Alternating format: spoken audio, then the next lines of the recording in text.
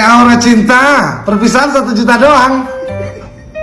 Anda saya nobatkan menjadi duta perpisahan. Enggak juga sih Pak, saya ngerasa kan udah lulus ya. Kalau misalnya nggak ada perpisahan, kita tuh nggak bisa kumpul bareng atau ngerasain gimana kumpulnya interaktif sama teman-teman gitu Pak. Kalau kamu bilang perpisahan itu akan menjadi sebuah kenangan yang tidak akan terlupakan, di saat kamu lulus SMA atau bahkan lulus kuliah nanti, kenangan-kenangan itu akan sirna seiring berjalannya waktu, dan kamu akan lebih fokus untuk gimana cari uang untuk melanjutkan hidup kamu atau bahkan keluarga kamu nantinya.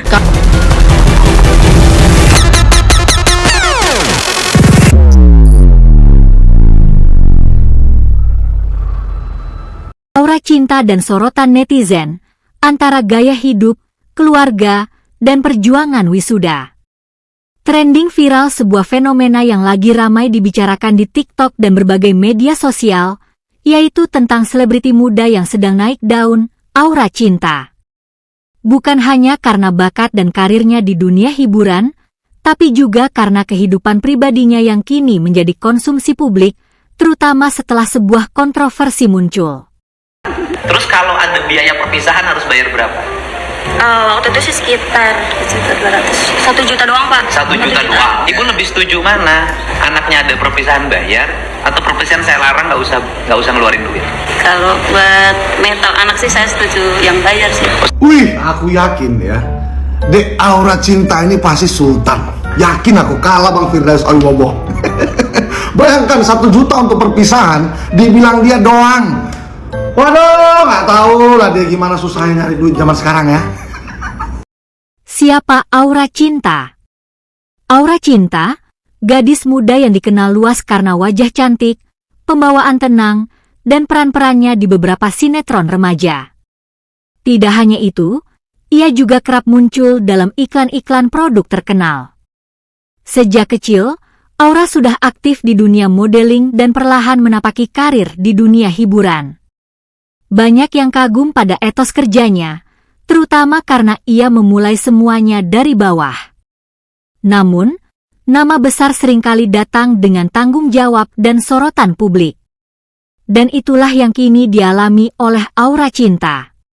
Adik, kalau misalkan video ini lewat di FYP kamu, tolong pahami kata-kata tante ya. Oke, kalau memang kamu tidak terima karena memang tidak ada sosialisasi terkait dengan penggusuran rumah kamu yang berada di sekitar bantaran sungai. Di situ yang bisa kamu kritik untuk pemerintah. Karena kamu tinggal di bantaran sungai, seharusnya kamu bisa paham dan melihat bagaimana susahnya cari uang itu kayak gimana. Kalau kamu bilang perpisahan itu akan menjadi sebuah kenangan yang tidak akan terlupakan, di saat kamu lulus SMA atau bahkan lulus kuliah nanti, kenangan-kenangan itu akan sirna seiring berjalannya waktu, dan kamu akan lebih fokus untuk gimana cari uang untuk melanjutkan hidup kamu atau bahkan keluarga kamu nantinya. Kalau udah tahu cari uang itu masih susah, mau ngeluarin duit harus tahu mana yang didahulukan. Satu lagi, kamu kan juga daftar kuliah, dan kalau misalkan kuliah kamu keterima, apakah itu tidak perlu dana? Biaya kuliah itu mahal sayang, dan kamu bilang cuman 1 juta. Cuman 1 juta itu adalah untuk event 1 hari. Kalaupun kamu dapat bantuan dengan biaya kuliah ringan, bisa saja kamu itu juga mendapatkan biaya kuliah 1 juta per semester. Bandingin, 1 juta untuk 6 bulan atau 1 juta untuk 1 hari. Dipakai ya logikanya. Viral di TikTok gaya hidup mewah atau realitas seorang artis muda. Beberapa minggu terakhir, nama Aura Cinta ramai di TikTok. Banyak video yang muncul membahas gaya hidupnya, dari pakaian, mobil yang ia tumpangi, sampai tempat makan dan liburan yang ia kunjungi. Beberapa akun bahkan membandingkan gaya hidupnya dengan artis-artis senior. Apakah Aura Cinta akhirnya meminta maaf kepada netizen? Setelah diwawancara oleh tim Expose Trans 7 di kontrakan barunya, gadis pengkritik KDM yang bernama Aura Cinta dan keluarganya akhirnya speak up perihal pertemuannya dengan KDM. Banget karena dari kalimat-kalimatnya itu kan nggak memungkinkan buat diucapkan secara langsung ya, kayak kalimat-kalimat kotor, kalimat-kalimat yang ngatain secara fisik atau apapun itu yang bikin mental down, apalagi diserang di semua sosial media, YouTube, Instagram, TikTok, email juga. Iya, email semua. Sebagian netizen merasa bahwa gaya hidup Aura terlalu glamor untuk usianya. Ada yang menyebut Aura terlalu cepat menikmati kenyamanan hidup, padahal perjalanan karirnya masih sangat muda. Komentar-komentar seperti, Baru juga main sinetron sebentar, udah gaya banget. Masih muda, tapi udah sok high class. Kaya, tapi kok keluarganya minta-minta bantuan. Komentar-komentar itu makin menyebar saat muncul satu peristiwa yang jadi pemicu utama viralnya nama Aura. Kelas Mas ya. Ya tetap gak ikhlas kita. Kalau suruh milih ya mendingan gak usah. Terus terang mendingan gak usah. Mendingan gak Ya, usah. itu terus terang saya pribadi sebagai orang tuanya, saya menyesal sekali kenapa di hari itu Aura saya bujuk untuk menemui Bapak kalau Gubernur. bisa Aura bilang sama saya, "Pak, kenapa tadi Papa kok nggak bela bela Aura gitu loh." Saya merasa kasihan. Ya, saya sebagai orang tuanya, sebagai ayahnya, kok tidak bisa menyampaikan sesuatu, hanya diam di situ. Keluarga minta bantuan 10 juta rupiah, netizen geram. Sebuah video beredar yang menyebutkan bahwa keluarga Aura datang meminta bantuan dana sebesar 10 juta rupiah, dan hal itu cukup membuat heboh dunia maya. Netizen langsung bereaksi. Loh, Aura udah main sinetron, kok masih minta bantuan? Kalau artis beneran kaya, harusnya keluarga nggak sampai begitu. Berarti gaya hidup Aura itu cuma pencitraan. Komentar itu terus mengalir, bahkan beberapa akun TikTok memviralkan video dan membongkar detail gaya hidup Aura. Mulai dari sepatu branded, skincare mahal, sampai foto-foto yang menunjukkan Aura di lokasi-lokasi elit. Orang ini tuh juga mewakili banyak orang di Indonesia loh. Ya, orang-orang yang merasa terwakilkan sama orang ini adalah orang-orang yang karakternya sama dengan dia gitu ya. Dimana sudah tahu hidupnya susah, tapi lebih mengutamakan dan mementingkan keinginan dibanding kebutuhan. Gak heran kalau di Indonesia ini yang namanya pinjol itu bisa berkembang biak dengan pesat. Karena memang marketnya di Indonesia ini besar sekali gitu. Banyak orang yang rela melakukan pinjol hanya untuk memenuhi egonya, keinginannya, dan gengsinya dibanding harus memprioritaskan kebutuhan primernya gitu. Ya gampang, nanti kalau udah belangsak gitu ya, tinggal nyalahin pemerintah. Padahal ya, ketika kita susah itu nggak selalu dikarenakan kebijakan pemerintah. Itu juga bisa disebabkan oleh diri kita sendiri gitu. Ya, salah satunya fenomena semacam ini gitu. Lebih mengutamakan dan mementingkan keinginan dibanding kebutuhan. Salah satu fenomena yang ada di Indonesia, guys. Aura cinta bungkam, tapi masih perjuangkan wisuda. Menariknya, di tengah keramaian netizen yang membahas gaya hidup dan kondisi keluarganya, Aura Cinta tidak memberikan klarifikasi langsung. Ia tetap bungkam soal keluarganya. Namun, ia tetap aktif bersuara tentang satu hal yang selama ini ia perjuangkan, hak anak-anak untuk tetap merayakan wisuda di tingkat SMP dan SMA. Yang boleh wisuda cuman yang S1, nggak semua orang bisa kuliah. Terus background videonya itu background rumah yang emang kurang layak gitu. Maksud gue kayak lo seriusan ngomong kayak gitu? Halo, salah satu indikasi kenapa aturan itu dikeluarin adalah karena biaya wisuda itu memberatkan orang tua. Gue bukan orang yang tidak mampu. Jadi mau lo mampu, mau lo kaya raya, mau lo nggak mampu, itu harganya sama. Dan bagi orang yang kurang mampu, itu memberatkan. Lo jangan ngelihat dari perspektif diri lo dan ego lo aja sebagai orang yang mungkin hanya kayak sekali seumur hidup ngerasain wisuda. Hello! Bagaimana bisa makan untuk besok dan minggu depannya daripada sekedar sekali seumur hidup. Kadang gue tuh kayak, aduh, gue tahu konotasi pemerintah itu emang buruk. Politik tuh kotor, bla bla bla. Tapi kalau misalnya ada sebuah kebijakan ataupun aturan, coba lo tinjau lagi, apakah memang seburuk itu? Apakah aturan itu selfish atau dibuat untuk kepentingan pribadi atau emang kepentingan masyarakat? Aturan Kang Deddy yang ini menurut gue tuh masuk akal banget. Melihat ya, sorry banget, keadaan ekonomi orang-orang di Indonesia yang kebanyakan tuh masih kekurangan gitu. Aduh.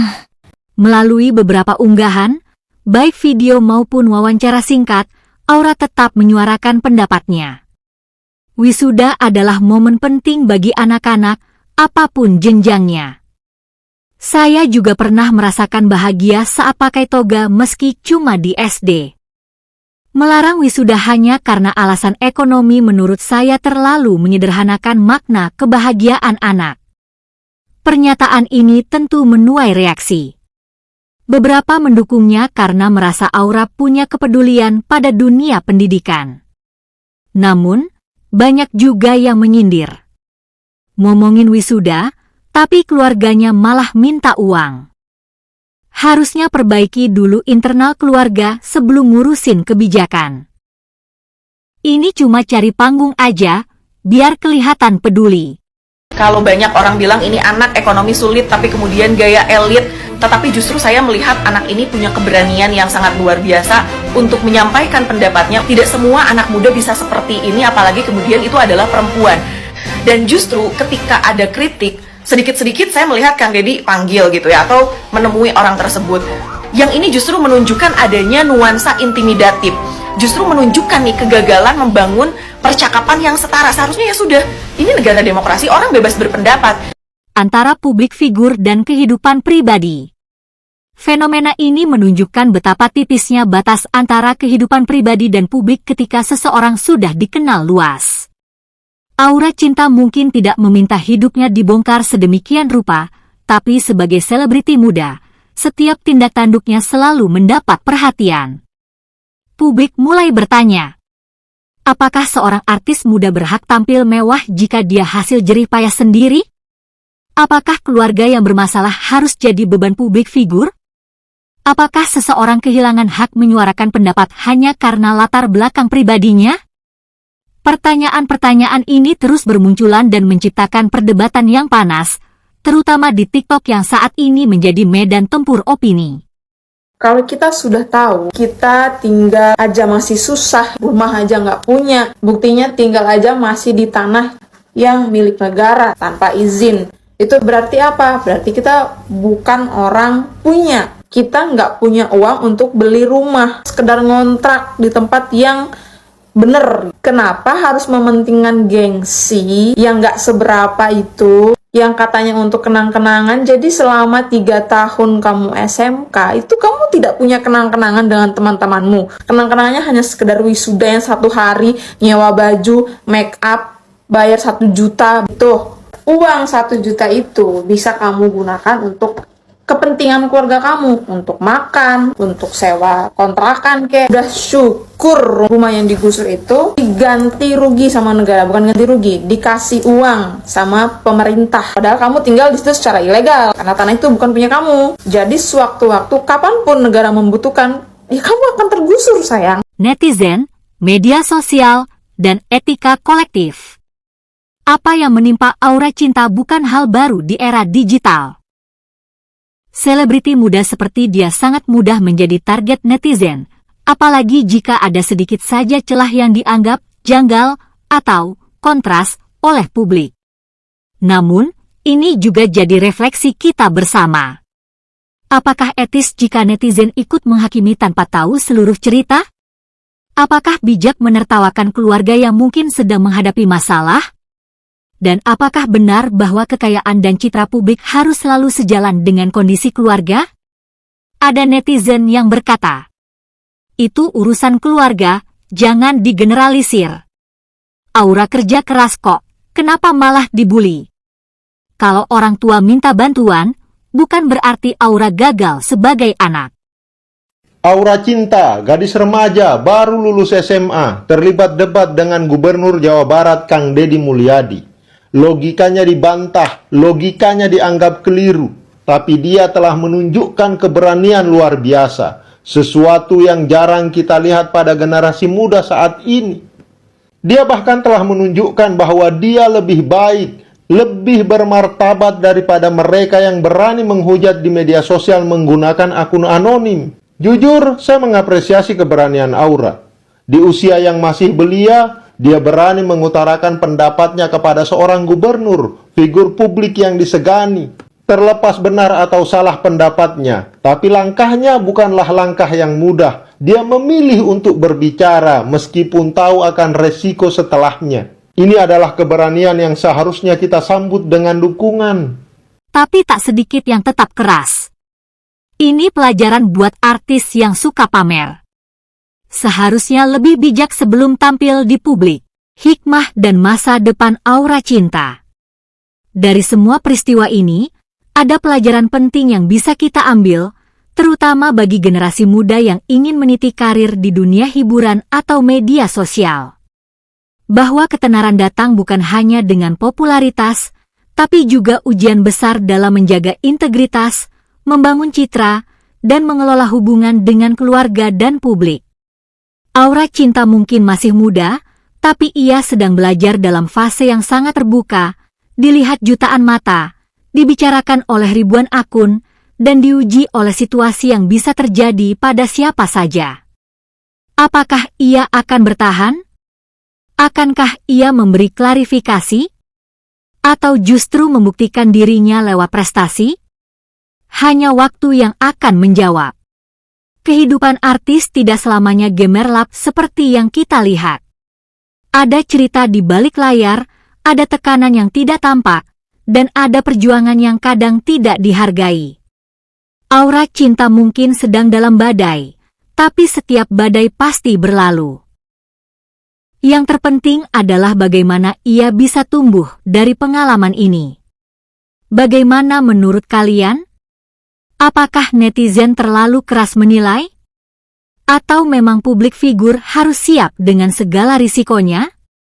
Tulis pendapatmu di kolom komentar, dan jangan lupa like, share, dan subscribe untuk konten-konten mendalam lainnya hanya di channel Kaling. Sampai jumpa di episode berikutnya.